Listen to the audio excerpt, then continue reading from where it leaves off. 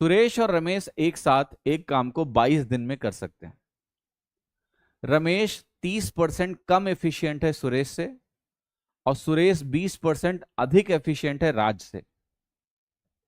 Find the days in which Raj completed the whole work. वो दिन निकालने हैं आपको जिसमें राज इस पूरे काम को कर सकता है। सवाल देखिएगा, तो ये सुरेश है, ये रमेश है, सुरेश, रमेश। तो ये किसी काम को 22 दिन में कर सकते हैं। रमेश की एफिशिएंसी 30% कम है सुरेश से, तो अगर मैं इसको 10 मानूंगा तो 30% कम करोगे यानी 3 कम बनेगा या 7 बनेगा, क्योंकि 30% -3/10 के बराबर होता है। ठीक है, तो ये 10 होगा तो ये 7 होगा। आगे एक राज की बात की जा रही है कि राज 20% अधिक एफिशिएंट है राज से। Suresh is 20% more efficient than Raj. Find the days in which Raj completed the whole work. ठीक है, ओके। तो राज के बारे में जरा, ये रमेश है, मैं राज यहां लिख लेता हूं। राज की एफिशिएंसी क्या होगी? सुरेश और राज के बीच में ये दिया हुआ है कि अगर ये राज है तो सुरेश राज से 20% ज्यादा एफिशिएंट है।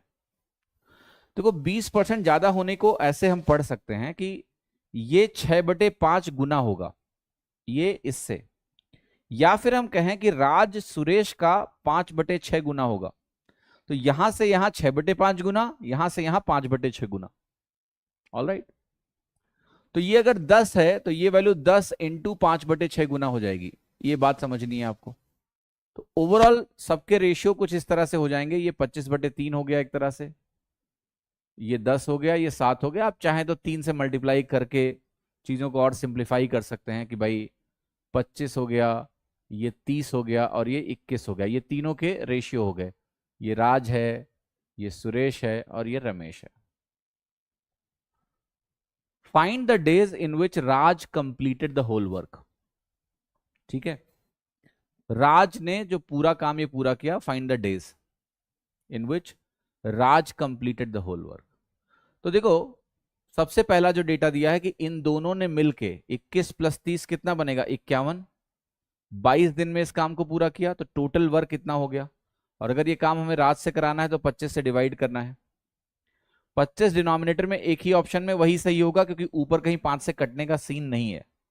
फिर भी ये सवाल लगा सकते हो आप, 22 को 50 से गुणा कर दो तो 1100 मिलेगा, और 22 को 1 से गुणा करेंगे 22 मिलेगा। तो ये वैल्यू हो गई 1122/25। आपका आंसर हो गया।